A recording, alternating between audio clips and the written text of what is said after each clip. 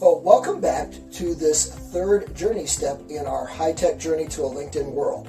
You know, back in 1986, both Apple and IBM were getting ready to release computers. Apple with their Macintosh Plus and IBM with their IBM PC. And while I wasn't really sure what you could do with all of it, I knew that I wanted one. Well, I realized that if I was going to use a computer, I would have to brush up on my typing skills. So I bought myself a brand new electric typewriter, much more up-to-date than this old 1955 manual Underwood typewriter. And so I began to sharpen my skills that I had learned in terms of how to type back when I was a freshman in high school. And so began to work on that. Now, you need to understand that my first job in 1981, what I did as an analyst, I would write reports, and then after I had done that, I would give my handwritten draft to a secretary who would then type it up.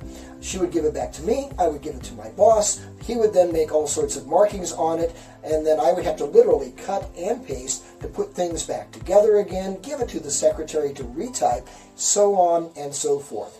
Analysts wrote things longhand and secretaries typed. And that's how at least men in my age group learned how to do things. Well, one of the things that I began to realize was that I developed a system of teaching myself new things. And I basically developed a way of owning and shaping my own journey to a high-tech world. Many people in my age group weren't learning to do that, even though a guy by the name of Alvin Toffler had written a book called Future Shock, in which he talked about how all these technological changes were going to revolutionize society.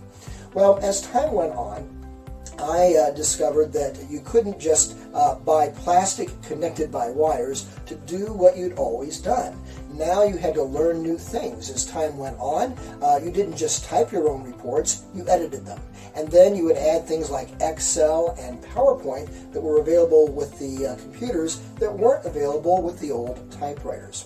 In 2007, I had a student in one of the classes that I teach, and she worked for a company that helped people find new jobs. And I went to her and I asked her what was her number one demographic in terms of people that came to her to help them find new jobs. Her number one demographic was white men over the age of 50. And in 2007, I was 50 years old. And what I realized was that many men in my age group had not learned how to learn new things. They had stayed in their 1955 mentality instead of adjusting to a, say, 2015 mentality, and they hadn't learned to come back from the future into the present.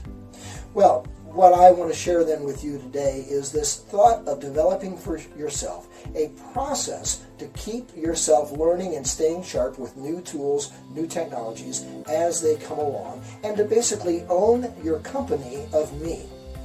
Daniel 2:28 says, "There is a God in heaven who reveals mysteries." And certainly back in the 70s and the 80s, I had no idea where this journey was going to take me.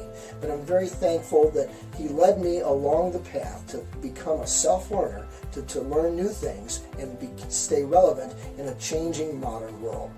Well, hopefully my talk today has given you some thoughts about your life. And if so, please share them on this Facebook Live post, and also share this with your friends and family and so forth. And also go to my Facebook/Wise Jargon page and like that. Well, until next time, thanks so much, and God bless.